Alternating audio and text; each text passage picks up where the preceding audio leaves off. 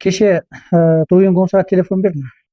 Соны айттым, мына қазақша жазу, меніңше қазақша жазуға болады ғой. Сол көңіліңді өшіріп тастаңдар дедім да. Сонымен ертеңнен бастап бұл тоқтайтын болды. Енді бұл телефонды бермейтін едім мен.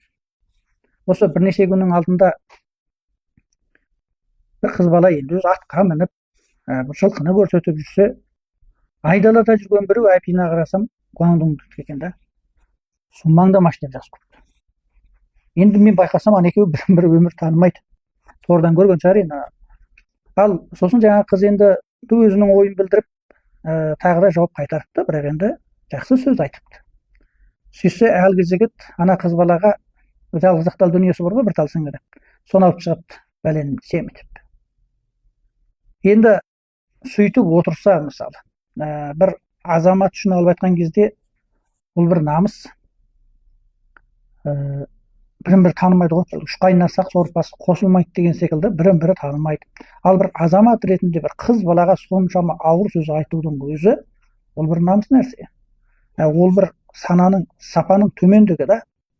Сондықтан да мен ойлаймын, мынау қазақша пенін жазуға болу, адамдардың жаңағы өзінің сапасыздығын әйгілейтін керемет бір орталыққа айланды. Одан дұрыс пайдалану керек еді әсіліндеші. Жақсы ой, жақсы пікір айту керек еді, дұрыс қабылдау керек еді.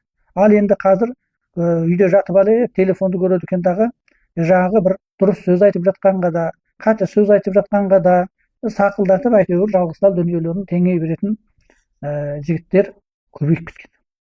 Ал енді біреулері үлкен адамдар.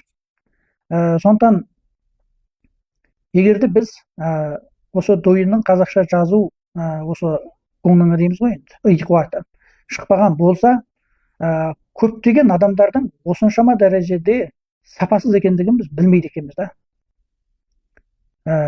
Бұл бір аянышты жағдай болып жатыр, шыны керек. Әрине енді дойын оны жаба ма жаппай ма өзі біледі.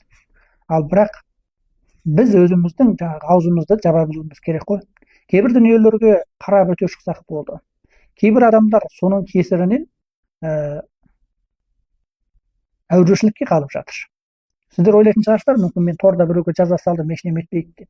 Егер сол адам шынайы түрде сізді қуалап, мынау менің осындай ешқандай да бір өш қасым жоқ, ешқандай да бір оған істеген жаманшылығым жоқ жағдай астында, менің осындай жеке басыма, азаматтық құқығыма қол сұғып жатыр деп сіздің үстіңізден бір арыз жазатын болса, көзің сонан кейін бір жерде жәудірейтін болады. Я болмаса төлем төлейсің, я болмаса бәленбай күн барып мама жеп қайтасың.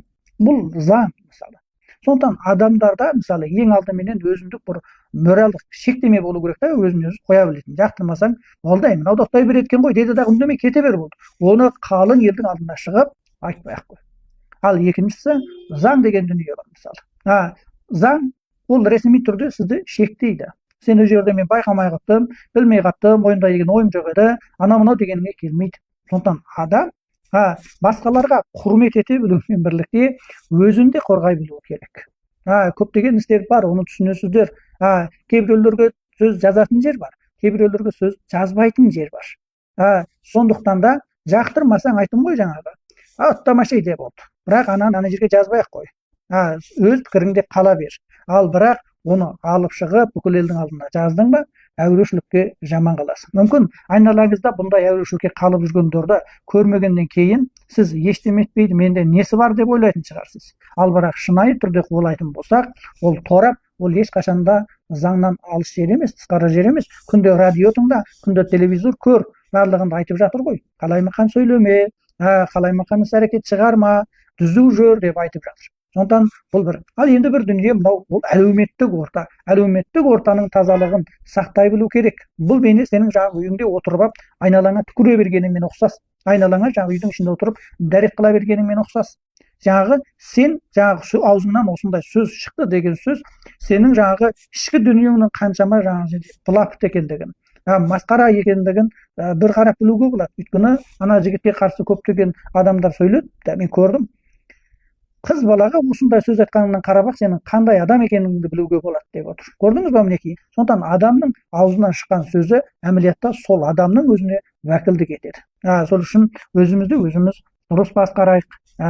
бірі елге берген әсеріміз үшін болса, ал екіншісі жаңағы әлеуметтік ортаның тазалығы үшін, ал маңыздысы әрине өзіңіздің бас амандығыңыз немесе өзіңіздің жеке бастық құқығыңыз үшін жаңағындай қажетсіз әурешіліктерге қалып, өзіңіз 10 пәленің 9-ы тілден деп қазақ бекер айтқан жоқ қой. Қажетсіз нәрселерге шатысып қалмау үшін тыныш жүрген абзал кейбір мәселелерде. Дұрыс па көпшілік? Дұрыс десеңіздер, жалғап тарқатып қойыңыздар, бір таза бір орта жасауға құлшынайықшы көпшілік.